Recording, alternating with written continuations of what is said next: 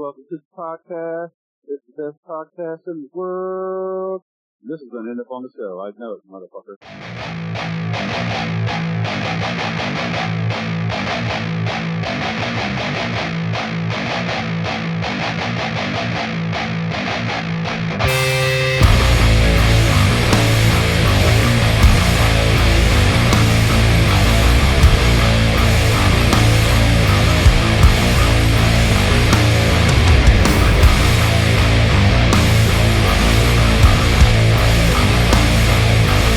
What is up, ladies and gentlemen? Welcome to Epitome of Stupidity, your favorite damn metal podcast. The intro today is a band I saw here in Columbus not all that long ago who will be performing August 16th at the ever-favorite Blockout Bash here in Columbus. The band is called Myers. The song is called Charnel Ground. They're a Pittsburgh band, and they kick ass in all of the excellent ways. If you're new here, welcome in. I'm Clint. I'll be your host. There'll be about 3-ish minutes of me setting things up here, and then we'll be on to another super fun fucking conversation that you're only going to find here, really. While we're setting things up, hit that there subscribe button for me from wherever it is that you're listening to this from. If you're not new here, I'm glad you keep coming back, and I'm looking forward to your birthday. Time for a mead read. Whether you're new here or not, go to brimminghornmeadery.com to get yourself some absolutely delicious mead, and then at checkout, if you use code EPITOMEAD, that's EPITOMEAD, you'll get a 10% discount that is also delicious, just in a different way. There will be links for them in the show description as well, so all you have to do is go there and start clicking. Okay, so this show and the next one are going to be special ones for me, and I hope they're going to be enjoyable for you too. They're both going to be localish to Columbus things here, starting this week with this year's Blockout Bash. We're going to talk with my buddy Joel about all things Blockout Bash related. This is a Columbus Bash Festival block party type thing that is a blast every damn year, filled with tons of fucking great bands, spread out across 6 venues and a block stretch here in the short north area of High Street. Some of the bands have even been guests on this fucking show previously. So maybe let's talk more with the guy behind the scenes about all things Blockout Bash, and we'll do local phone sounds, whatever that means. Beep, beep, beep, beep, beep. Ring. And he answered. On the line with me today is my buddy Joel here in Columbus. I'm not going to bother with asking you where the fuck you're at. We'll just start with the big generic. Joel, how the hell are you today? I'm pretty good. We got a good early start to the day. Got a lot to do. So let's get to it. Damn right. Let's start personal before we expand to the bash here. You had that art booth there at Sonic Temple. Yeah. Which is, as far as I'm concerned, fucking awesome. How was that experience? And where can people find your art? What was the dumbest or funniest thing you saw there over those 3 days? 4 days. Man. So it was sick. It really was a great experience. It's been a long time since I did like a show, vending my art someplace like that. It was really cool. I made a kind of a conscious decision not to include a lot of like music art, poster art, things I've done in the past. I just wanted this to kind of be like my branded thing of weird creatures and monsters and nightmarescapes. People responded really well. I had guys coming out help me each of the 4 days. Buddies Blake Hirschler and who else? Brian Baker, and my buddy Kyle Foose and his buddy Noble, and my dude Brian Kosman. Everybody was having a really good time. Some of the boys got to go see Metallica and like scratch it off the bucket list. Overall it was awesome. Like, I had this all access artist pass, so I could go back to artist catering, and I went and had breakfast. And oh my gosh, there's Converge sitting down having breakfast. Like, I know it's dumb and it's kind of nerdy, but like, I don't know, that shit still gets me. It's, I'm a fan as much as I am like like an artist and creator too. So being around those people, kind of that environment is always fun. Like the behind the scenes stuff is, and being able to kind of make friends with the folks who like grease the wheels of the machine is always cool. One of my favorite experiences over the weekend was I had gone to see Gate Creeper. Man, they just tore it up. They're so good. But their vocalist Chase came through the tent. And I don't think a lot of people were recognizing him. I mean, even though he's got like his 69 headbanger football jersey on, his black, it's like, he's got this signature look. And I was stoked. I was like, yo, man. So we talked for a little bit.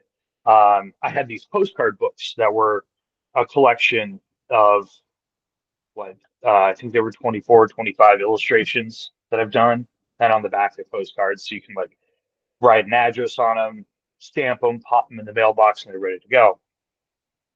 So I made sure to give him one because I was like, "You're on tour right now." And he was like, "Yeah, we're on tour with Death Heaven." I was like, "All right, cool. Send your people postcards from the road." He's like girlfriend. I was like, "Yeah, exactly." So like things like that. Those little things, really, I get stoked on. The illustrator who was behind the designs of like the Bob's Burgers characters was there doing caricatures for people. So like, my partner and my kid got a caricature together for like my partner's Mother's Day gift. There were a lot of great things, working with a lot of those guys in the artist booth, like Paul Rentler, um, Logan Schmidt, myself, and Justin Kammerer. We've all known each other for a while. And it was really kind of cool to become friends with Paul Giovis. God, I can never say the dude's name right. Dude, I've made a living. I haven't made a living because I have to pay to do it, but I there's not a single fucking show where I don't say something wrong. You're fine here. This is a safe space. and like Sam Fallon, and then like Brian Allen. And Brian Allen's a motherfucker, man. The dude is like the real deal. He goes out, he's got kind of that late 90s what do they call what a tattoo is called, like neo-trad style. And he does some wild stuff, and he's doing magazine covers and disc golf discs and all this stuff. And he's got his whole way and his setup. He's super pro, but like a kick-ass dude. And Dan Lerner is the homie, and Dan put it all together. We'll say, yeah. And very grateful to Dan, very grateful to Keith. It was a killer experience. Took 4 PTO or like 2, 3 PTO days off of work. Went down, went to the metal show, made some money. Yeah, it was a dope experience. Yeah, and let's not like skip the actual most important part of all this. I got some free fucking beers out of it instead of having to pay $17 for a Bud Light. That's true. That's true. See, that's what I said. The importance of making friends and the whole behind the scene aspect of stuff. Is then you're just like, hey man, can you bring in like this 6-pack for me? They go, yeah, sure. And then you're sitting pretty for a while. Yeah, instead of spending. Anyways, so from gigantic fucking Sonic to Blockout Bash. How excited local are you? DIY, no budget bullshit. That you're not going to have to pay $17 for a fucking beer, and everybody's going to have a good fucking time too. Yeah. How excited are you to be running up and down High Street all day again like a fucking madman for this year's Oh bash? man, you saw me last year, dog. Like it was controlled chaos. I'm really excited about it. There are some things, some growth things we're trying to do that didn't quite get off the ground. That's been a bit of a bummer. But the fact that everybody's still into it, we're doing it, we're adding, there will be 6 acts per venue instead of 5 this year, which is nice. We learned a lot from last year. So I know there are some of the mistakes like on the day of that were made that we won't be repeating. Our partners and sponsors like Columbus Percussion, Seventh Son, Music Columbus, had yourself, have kind of stuck with us and gotten a little bit more deeply involved. Music Columbus rocks, man. Those cats are the real deal. Big shout out to Olivia over there. They're doing great work. They also like are in bands too. They're on the scene. Like it's great. We're adding Dirty Franks this year as a sponsor. And who doesn't like Dirty Franks? I don't know, man. I mean, I'm sure there are people out there, but it's like, how can you be mad at the price and a hot dog and like some, fun toppings? Yeah, right. Whatever. So yeah, I'm excited about it. been a little bit more pragmatic about my attitude and things this year, just trying to, connect all the dots. There have been a lot of life things that have been happening with a lot of our crew, just stuff in general. So, we're kind of grinding away, and we're gonna get to the day. We're gonna get to the day after, and we're gonna be like, yeah, that was fucking dope. We did it. We did it again. Um, I feel like I've been doing this for a long time. And then I look back and like really haven't. Last year was the first year we did is like the block thing. First year was at Spacebar for 2 days, which that wasn't it was cool. It was really cool. It was great. Had so many awesome people out that year, so many great friends, great bands. But I think last year we sort of came into our own as figuring out what we wanted to do. And this year is a lot about growing that. Um, we still have to have some, you know, serious conversations with some people about trying to get them on board. Because it was strange. I heard through the grapevine that there are some businesses on the block who were upset for not being included previously. And we wanted to include them now. And, there have been sort of some back and forth conversations. And I don't think our point has really come across. And I want to make it clear to them that it's not like we didn't want them to be involved from the jump. We just did what we knew we could do rather than doing too much. And so now, as every year goes on, we'd like to add a business, add some people, add a stage, add more performers. With that, we need a budget, and we'll be more forward about figuring those things out too. But yeah, I'm stoked on it. I think it'll be really cool. There's a lot of neat acts this year. I mean, we're a farewell tour stop for Bruja del Sol. Um, those boys have been doing it, man, as long I know you love those guys. Matter and Planet's been doing it. I love those guys, and it's very special for them to want to do this and us to have it. Actually, I think most of the bands they're doing this farewell tour with, which would be Howlin' Giant, Lopan, and Horseburner, are all on the show. So you can come, man, and what a lineup! Uh, what does Donald Duck Jones say in Blues Brothers? We have band strong enough to turn goat piss into wine. I love that. And I mean, look at that lineup, dude. Ah, sick. Um, yeah, I'm stoked on a lot of it. I think we are representing the community well, or at least doing our best to do so.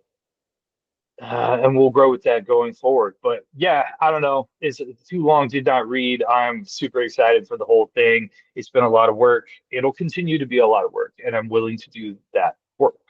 So yeah. What you mentioned there, some that you learned a couple things from last year. What are those couple things? So we had kind of a PA sound issue, like complete breakdown at records per minute. David Watson and Ty Owen, who were performing, came in clutch with helping us out with like we ran over to a couple of places. I think one of them was Dirty Dungarees, and we were able to like get an extra power ramp or something and like cobble together this PA that could, because they were doing some tweaky little noise act stuff because they're part of that static group who does experimental sound stuff, and I'm not sure if RPM's standard PA was prepared to handle that. So we had a big breakdown, but everybody came through, put something together. We ended up having a great day.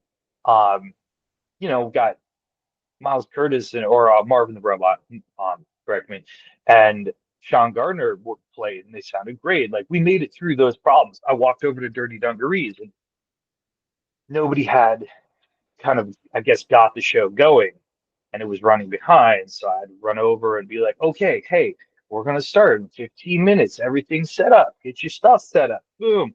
Got these mics, got this PA. We got sound. Let's play music. So about having good people around to problem solve and kind of do some show management at each venue was something we learned that we kind of needed to do. That musicians are cats, and if you have to get them into one place, it's very difficult, and then you have to like tell them what to do occasionally. It's like, no, hey guys, now it's time for us to play music. This Um, this let's do the thing that we said we were going to do now. right. Um, but yeah, last year we did backlining at Space Bar, Ace of Cups, and a little bit of Dirty Dungarees. That really um, we're doing that again, and I know that that can sometimes create its own set of issues, but it solves more than it creates because it's a matter of tear down and setup. Ace of Cups, speaking of Dirty Franks, there's now kind of a limit on space inside the venue. Um, so having a backline is one of the only ways that we can make this show go the way it needs to go. Because we can't like store mad gear inside the venue. And we change from year to year, they change from year to year. We've got new ownership at Space Bar. So, overall, that's been a great experience running, and I don't see things changing this year with Blockout Bash, but it definitely was okay. There's a new person we have to add to the communications, add to the equation. Yeah, but other than that, I mean, last year was good outside of those equipment failures, and this year we've planned contingencies Right. for that. In the planning process, what were some of the pleasant surprises, things that went smoothly that you maybe were expecting to be a headache in setting things up this year? There's nothing that was really a super headache. Okay, maybe this is sort of an answer, but not an answer to your question. Um, there's a lot of, especially once we announce the event, there's a lot of asks to play. We've curated this event all 3 years. Like we've asked people to play, and I think that's a way that we can maintain the illusion of control on like, hey, we can, we can make sure that it addresses certain things and that we have certain types of performers. We have a good cross section of performers, but I don't know, man. We might have to change the way we do that. We might have to put in.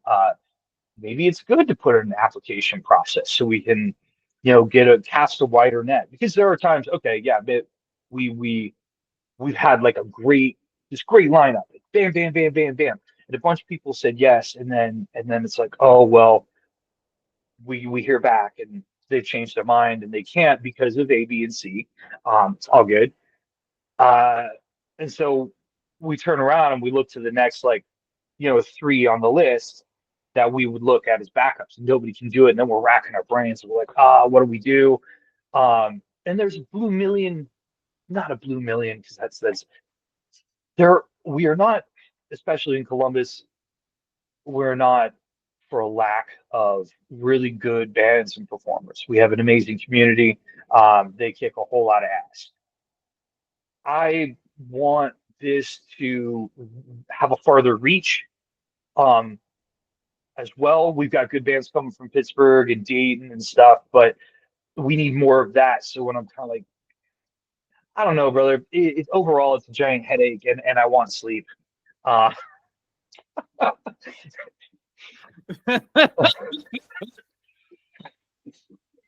it's dope, but it's a huge, to be clear, it's a huge I lined this up. My back-to-back questions here are I tried to go positive, negative. The first question is, what were the pleasant surprises that went smooth? And the follow-up is, what were the problems? And you just hit fast forward right to, it's a fucking headache and I want to go to sleep. Be it venues, partners, bands. Let's stick with the positive here. What are you most excited about this year? Oh, geez, dude, I'm excited that this sounds dumb and it sounds generic and everything, but I'm just excited it's happening. Um, and it blows me away that last year to this year how, I don't want to say easy, but not difficult it's been to kind of get, everybody on board. The venues have been great about it. I mean, the thing we can improve this year is immediately once the event's done, is sitting down with Ace of Cups first and putting the date for 2026 on the books like right away. So we will finish this year and then we'll take, I don't know, a month and a half off from planning, but then bam, we'll sit down and start planning again. We'll start with the lineups earlier or the fundraising earlier or the grant applications earlier, all that kind of stuff, because we'll know what the date is. We'll know what we're doing. Um, that's sometimes is the biggest issue is, you know, everybody's got to check their books, see what's going on, because maybe some huge band wants to come in and do these dates that I've asked for, and they're great about it. Everybody from um, Knox to Misha to Connor and Brittany at Ace of Cups to Jack at RPM to Ace and Ostrander at Spacebar and Esther at Dirty Dungarees, and Cora at Bossy Girl, and Ben Morgan at Old North Arcade have all been great. They all, I never have to struggle with this. They kind of look at me and they say, "Okay, cool, we're down to do it. Let's do it again." And that's a huge burden that is easily lifted. So that makes me excited that everybody's into it and everybody wants to do it. And the biggest problem therein is like I said, man, I need sleep, or I get behind in doing things and my timeline isn't exactly what it needs to be. And nobody else is the problem. It's just, it's me and my organization skills that happen to be a problem sometimes. So I guess that's the long form answer to your very simple question. Long form. This is long form, bud. You're doing great. The thing that always enamors me with you is that you are so good at seeing all sides and not getting frustrated with someone. What fucking happens when Joel actually gets angry and says, "You know what? Fuck you"? Well, I mean, yeah, it does happen from time to time. When I was younger, things used to get broken. People used to get broken. I'm older, wiser, more mature, and I've got those things under control. I get angry, I get pissed off. There's a lot of that. Like, it comes down to also. Then I sit back and I go, okay, and I start breaking it down. Like, okay, well, why, where, how did this fall apart? All right, who's the problem? And then we pull out pen and paper and it's like, all right, this is our blacklist. We don't fuck with these people anymore. This is all done. This is over. We don't, this person is, or this group is dead to me. We're going to like write them off to the dust pile of history, and we're going to move on. We're going to be proactive. We're going to move forward. And because I can't fester in this like angry bullshit anymore, dog. I was younger, it ate up a good portion of my life and my time, my attitude, just being, upset and pissed off about stuff. You be the change you want to see kind of shit, man. It's a waste of time. You get angry. Can't do something different if you're still doing the same shit, right? Right. I mean, I don't know. It's motivation more than it is anything. But what's cool about this is, um, you know, it's such a neat idea that nobody's trying to shit on it. Nobody's telling me I can't do it. Um, Everybody's like, yeah, let's do this. How do I help? How could I be involved? Like, there we go. Right. This is how you burn the world down in the best way, and you rebuild as you destroy it. So, um, I don't like to get angry. Yeah, I wasted a lot of time being angry for a long time, and maybe I still am angry all the time. Maybe I just mask it. So this year's lineup, without being a kiss ass, I can honestly say is fucking stacked from top to bottom. You've got minimum, 3-4 bands that are legit headliners any of these fucking places. Talk us through this year's lineup, the thought process, work put into making it happen, all the things that I'm sure were just buckets of fun. Okay, well let's start with the mighty motherfucking Lopan. So Columbus's own. Yeah. So, I've wanted them to do it since, I thought the thing up. So it was a little bit of reaching out, a little bit of, texting back and forth, emailing, being like, keep poking the bear. They're like, hey boys. Um, then we I heard back from them. We did some, you know, boring negotiation shit. They wanted certain stuff, and I was like, I can do that. They did not want to headline. I was like, cool, because you know because of where I had them, and man, there was this whole point in time where actually I was trying to hold space at that tippy top um, lineup at Ace of Cups because there was possibility on some things, and I don't want to go into too much detail about it, but it didn't quite work out.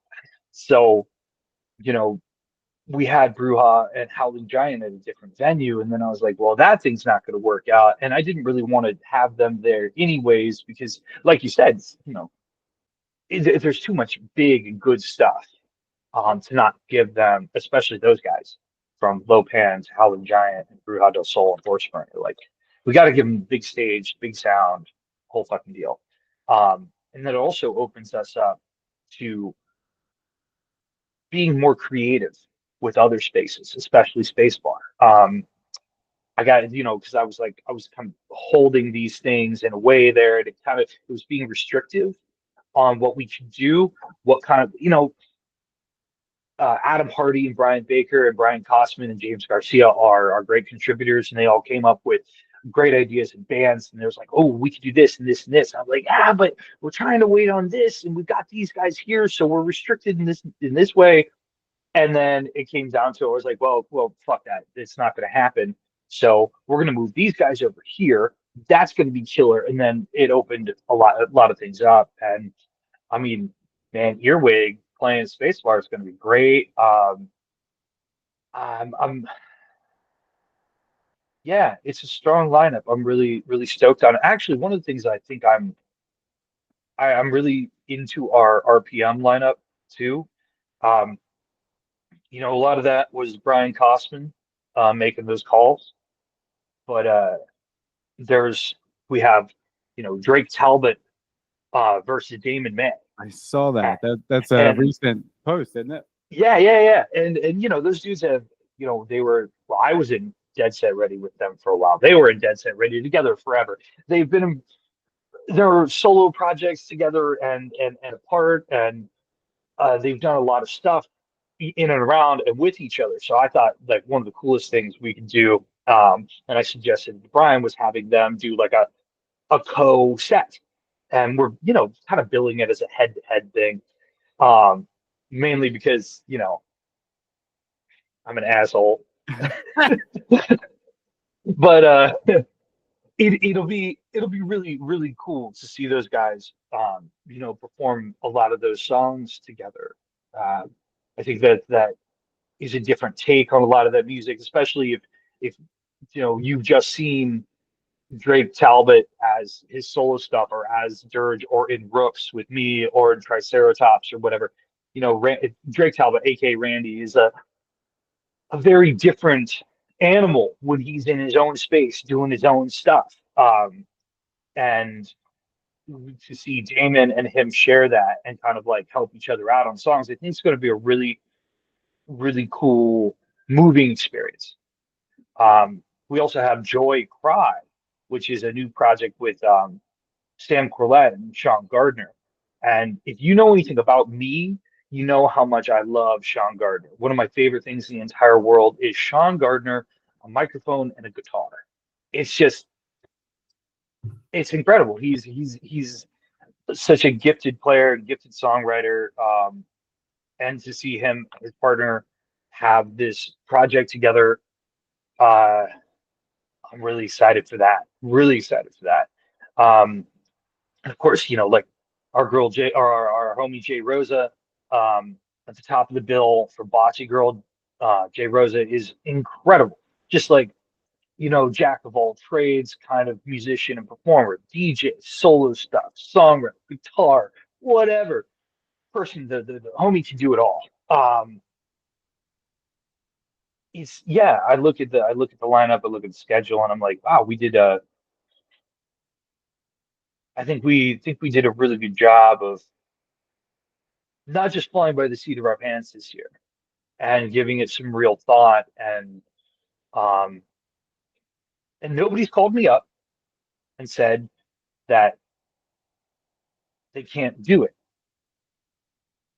By this time last year, there were a couple of OGs we had that were on the schedule that ended up not being able to play due to scheduling conflicts, or man, they got a better gig that was paying them a lot more money. I can't really argue with that.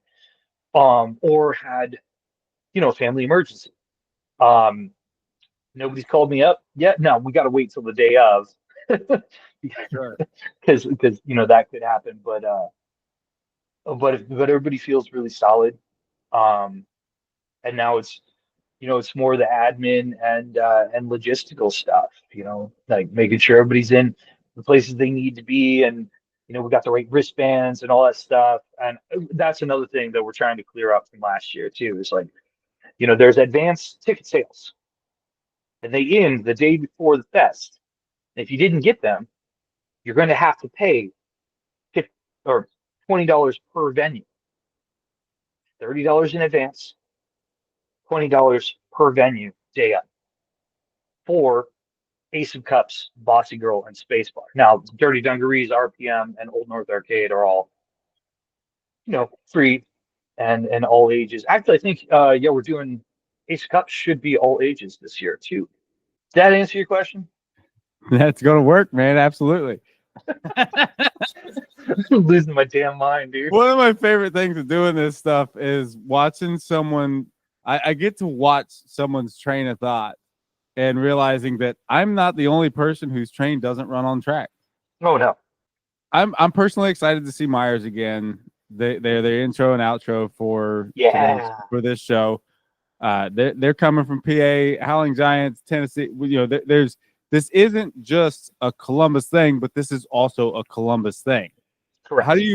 How important is it to walk the line of this is a Columbus thing, but this isn't a Columbus thing? It's the most important thing. Outside of actually making the event happen, that kind of like nuts and bolts stuff, conceptually, that is the most important thing, is that we are not, and I'm going to say this without bagging on anybody. This is not Comfest. This is not the Columbus, Arts Festival. This isn't any of that stuff. Like the closest I'd like, a lot of my inspirations for this particular, for the bash, come from Independence Day, come from Fourth and Fourth Fest, the parking lot blowout, because those were really good parties. Like they were killer times. But this has to have a farther reach. I think that we can show the people of Columbus really great stuff that doesn't come from here, and we can show people not from Columbus how dope what we have to offer.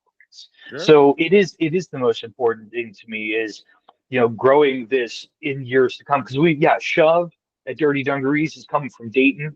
Those guys fucking kick ass. They're another two-piece, just like Myers. Myers from Pittsburgh. Those boys rule. Jordan was in Jake the Hawk with John from Star Viper a while back. And trying to look farther, like we were our guys Passion Play from Providence. We'd asked them. No, that is one band that turned around said they couldn't do it. Their drummer ended up having to have surgery, so it's kind of like, we didn't have them on the schedule. We hadn't announced them, and they said, "Oh, we couldn't do it." They're a long-term. They're somebody we want to work with that we're going to keep reaching out to. We're going to keep reaching out to more bands in Chicago and more bands in Nashville and Cincinnati and Northeast Ohio and Pittsburgh to Philly to DC to New York City. I'd like to have more of our skate punk friends come down, especially when we go to the point where maybe we've got outdoor stages. Yeah, man, I want this to feel like that. I want this to feel like the littlest big fest you can go to, and and get it to the point where it can be a block party, where it can be free and kick ass, and all of a sudden you can come down and see, I don't know, Immortal Bird and Saint Seneca, and hey, I'm just naming stuff, man, and a hard, some DC hardcore bands or whatever. And the other cool thing about that too is putting Columbus acts together with acts that are not from Columbus, and maybe generating some fun It's networking exposure stuff for for that. everybody. Yeah, yeah. Especially if we can get, because part of what we do also is working to look at newer and younger bands, putting them on, and if they can connect with some bands from out of town, and then all of a sudden there's a phone call and an email, and you've got like an out of town or a tour date or a weekend warrior thing or whatever, and you can put your stuff out in front of other people. You can go on the road with your friends. Like, that's super fun. It's very cool. So yeah, like I said, it's probably the most important thing about Blockout Bash to me outside of just putting it on. And I think that's what makes it stand apart. I think that's what makes it so fucking great. That it's apparent that is part of it. It's apparent that it is us, but it's also apparent that we're going to stretch for it, and that's what makes it so fucking good, in my opinion. Let's give a second to the sponsors this year. You mentioned them previously. Seventh Son's returning. I still want that fucking pineapple wheat back. If you're listening, Seventh Son. Punk rock saves lives. Music Columbus. Yeah. Columbus proper son of a bitch. I practiced saying this and I still fucked it up. Columbus proper percussion, who are providing backline for bands, which I'm sure is awesome. I'll bet you're excited that that's going to make things easier. Yes. Let's talk about them. Let's talk about some of the nuts and bolts things that them having a backline are going to save you headaches from. That nobody wants headaches. Okay. Yeah. So well, yeah. Let's start with Seventh Son. Yeah, I make no secret of this. Seventh Son is my favorite brewery in Columbus City area.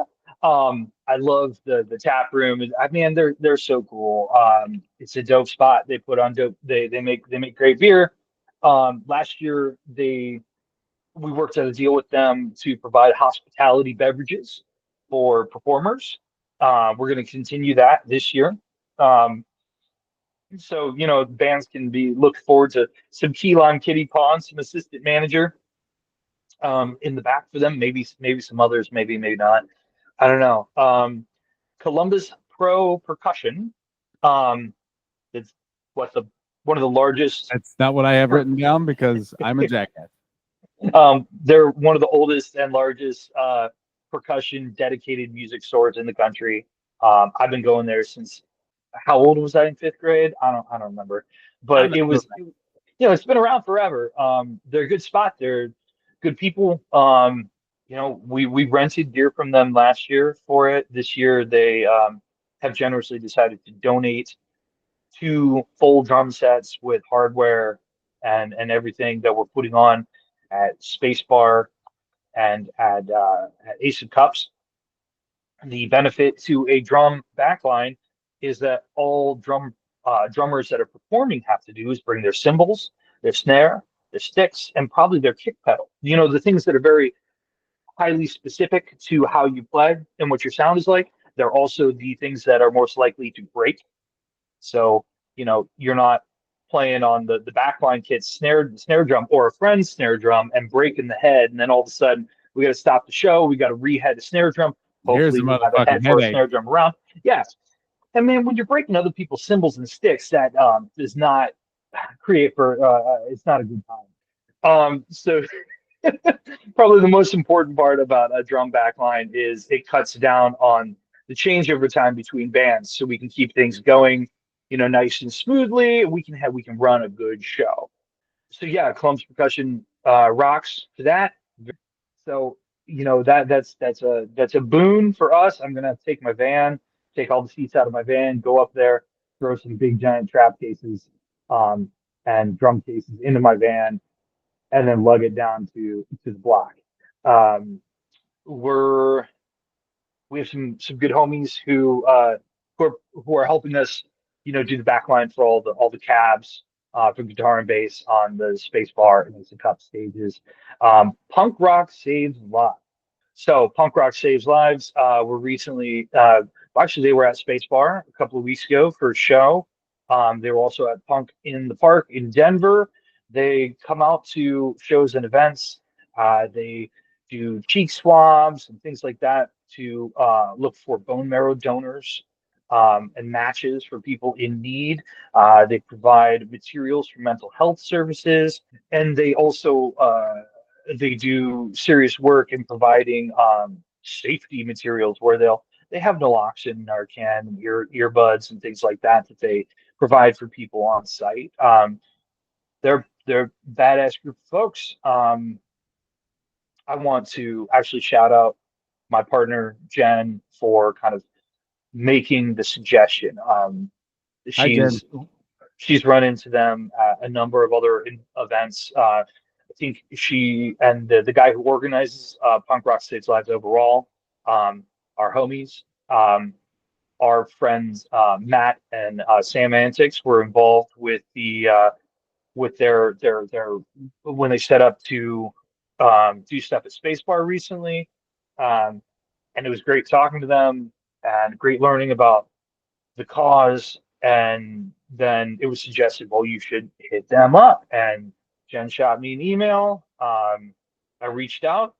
They were into doing it, so that's cool. And that's also a thing too, like how I would like to get more nonprofits, good causes, all those kinds of things involved. This, like, how do we turn this into a badass music and arts event, but also like a good community event where you know, we have more stuff like this where people can learn more about more things, about doing good in the world, about being better people.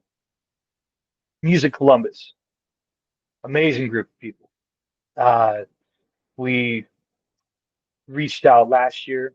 Uh, they got back to us immediately. They've been amazing with their generosity and their support.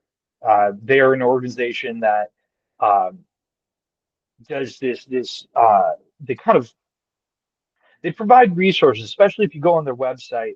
There's resources for independent, young, upcoming, unsigned, all those kinds of musicians about and artists and performers about how you can protect yourself as about when it comes to publishing, licensing, all those kinds of things. They have resources for ASCAP and BMI. They have resources and get-togethers where they will put you in contact with lawyers and attorneys who work in the industry field to provide advice and workshops.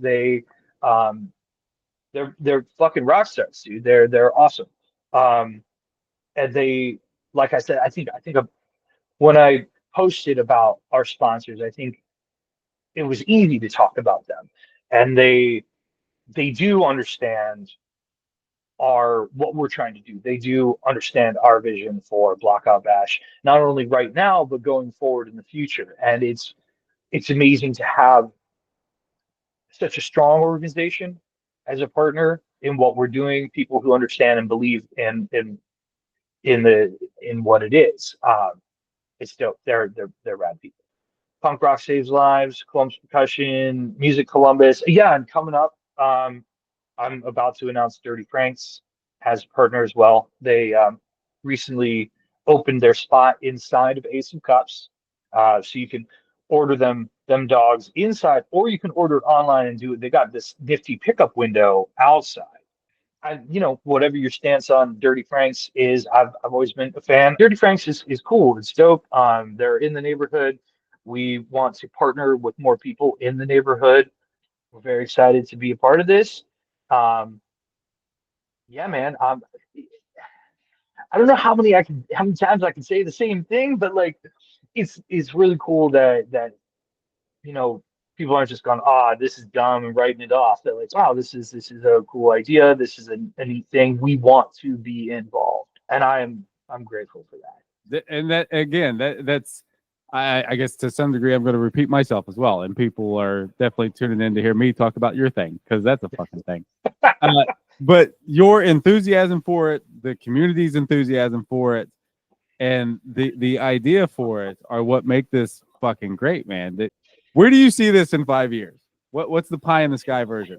Pie in the sky. This is a sustained block party from Hudson to Doddridge. We got the whole block. We got the barriers up there. We've got some vendors on the street. We've got outdoor stages. We've got one in the Ace of Cups parking lot. We've got we're using that other parking lot on the corner, the Red Men Club spot. We're also got something going on with the Ace Hardware stage across the street from Space Bar, right next to Old North Arcade. All of our original 6 venues are still involved. We've got some street vendors. We've got independent art people. We've got more nonprofit people there giving information. We've got some spirits and liquor vendors, maybe coming from around the state or from some different places, showing off some boutique stuff that people can try and buy and take home. Maybe we've got our own partnership with doing beer and liquor vending that can profit the bash itself. We've added Club 20 and Lido's to the lineup of places where you can go inside and see some music. And pie in the sky, way up high, is that some phone calls I've made and some conversations I've had lead to, on Blockout Bash days only, we have music at Rivari Room. So,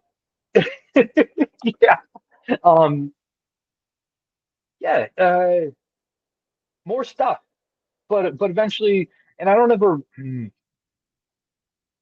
I'd like to get to the point where, especially it's being a block party, that the whole thing is free, and that we are, we have financing either off our own sales of merch and alcohol and yada yada, and grants and sponsorship and things like that, that everybody can roll in one day, and you can go into each venue and all the stages and all the outside stuff, and you don't have to buy a ticket.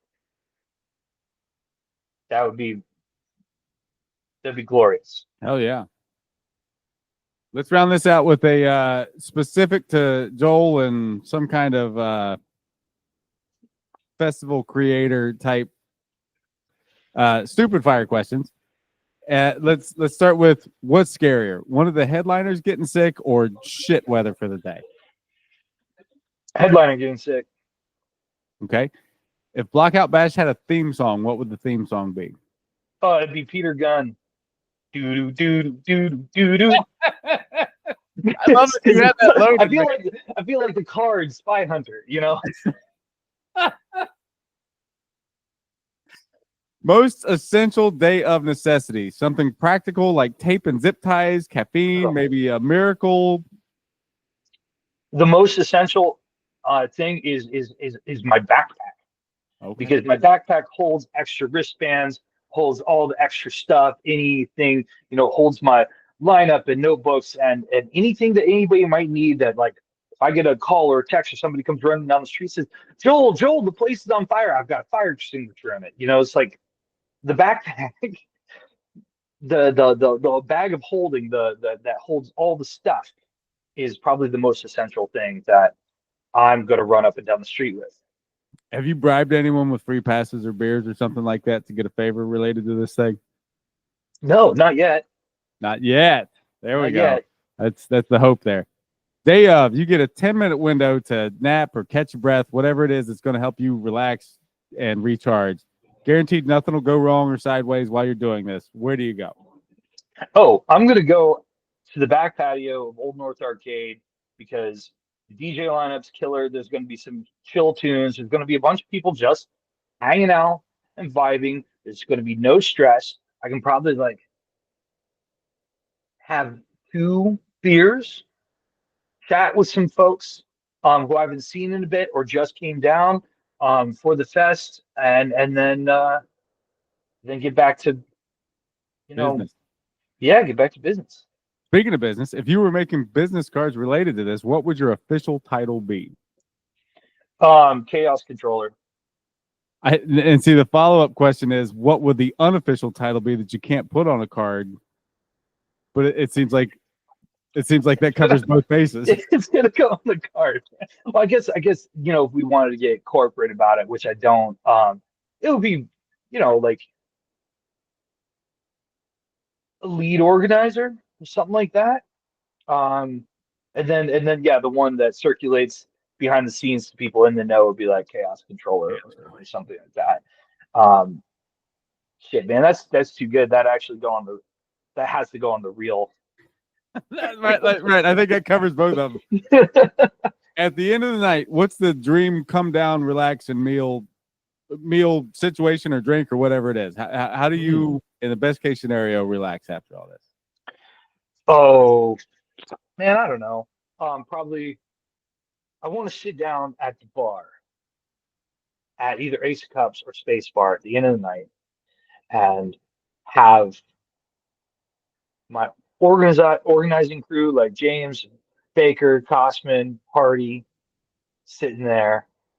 We get some nice cold beers poured from the tap. Mine's going to be a 2-hearted. Got a shot of Jameson. Got a Coke back for it. And I'm going to get out. We're going to do that. We're going to shoot the shit. I'm going to get out early enough. I can go to Exotic Latino Grill. I can get myself a carnitas burrito. Go travel the 3.5 blocks to get back home. Sit on my couch in the living room. Probably turn on Criminal Minds because I want to do that. I'm going to eat half that burrito. I'm going to put the other half in the fridge. I'm going to turn the TV off. I'm going to go to bed. And then I'm going to ignore my phone for the next day. That's a solid fucking plan. At this point, we'll do some thanks and get out on the high note here. Thanks as always to the Brimming Horn dudes for partnering with the show. Maybe one day we'll see if we can get them to partner with you for the fucking fest. Links for them and this here podcast in the show description. Give everyone a follow and a subscribe, please. And of course, thanks to Joel here, not just for coming on the show, but for putting together this fucking awesome event. Joel, give us one more promo for Blockout Bash here. Come on down. It's Saturday, August 16th. Ticket links can be found at blockout_bash on Instagram. We're still announcing the rest of our lineup. Schedules, time slots, and all that stuff should be coming out soon. So please follow the Instagram profile. It's where all the information is. And I really, really hope to see your hot, sweaty faces out for the bash. Thanks a lot, Clint. Ben, this is always a good time. Fuck yeah, man. All those links will be in the show description as well. See you, bye. Here's some more Myers.